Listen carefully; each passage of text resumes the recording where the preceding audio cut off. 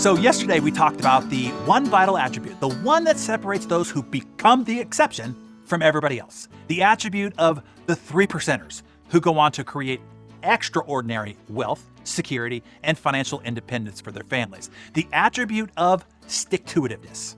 Let me pass on to you the story of Bob Parsons, the founder of GoDaddy. I think it provides an excellent example and one that I hope will inspire your own stick-to-itiveness.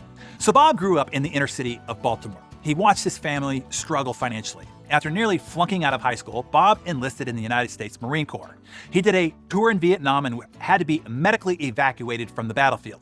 He spent 2 months at a naval hospital recovering from his wounds before he could return home. In 1984, Bob tried selling some software that he wrote. He bought small ads, hired an answering service. After the first day, he called the service to ask how many calls came in after the ad launched. They said 0. That happened day after day, and he lost all of the $15,000 that he put into the business the first year. The next year, he used a $25,000 bonus from his real job and then lost all of that. But he kept trying, and eventually the business took off. It was a typical quote-unquote overnight success story. 10 years after he founded it, he sold Parsons Technology to Intuit for $64 million. Now, 3 years after the earnout of that deal, he had $35 million to invest. It was the dot-com boom era. So Bob founded what would later become known as GoDaddy. Early on, GoDaddy burned through a lot of cash, all his cash, in fact, and he had no partners. Bob kept telling himself that he would worry about it when his cash pile got down to $30 million.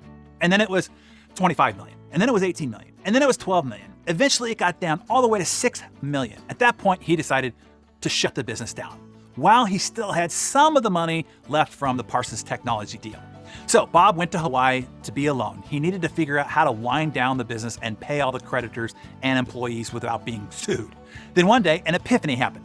The guy who parked his car could not have been happier. He thought, this valet is probably broke, but he's happy as a lark.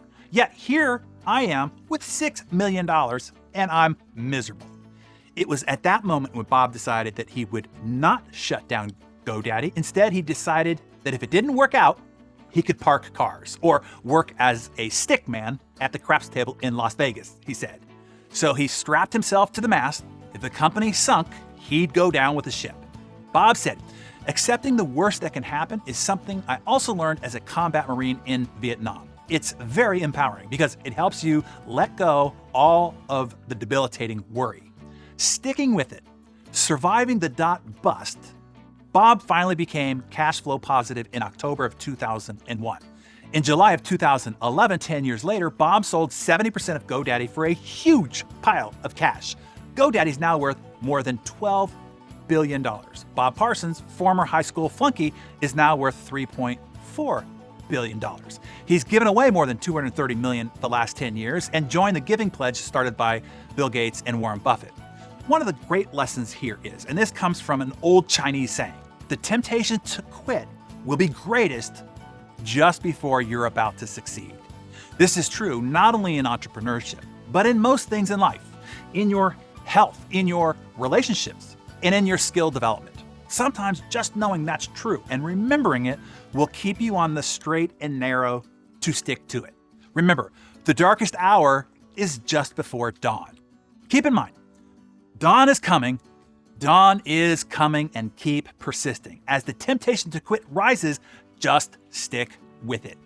So, Darren Daily community, tell us one area of your life where you need to stick with it longer. Jot down some notes in your Darren Daily journal and share it with us in the comments below.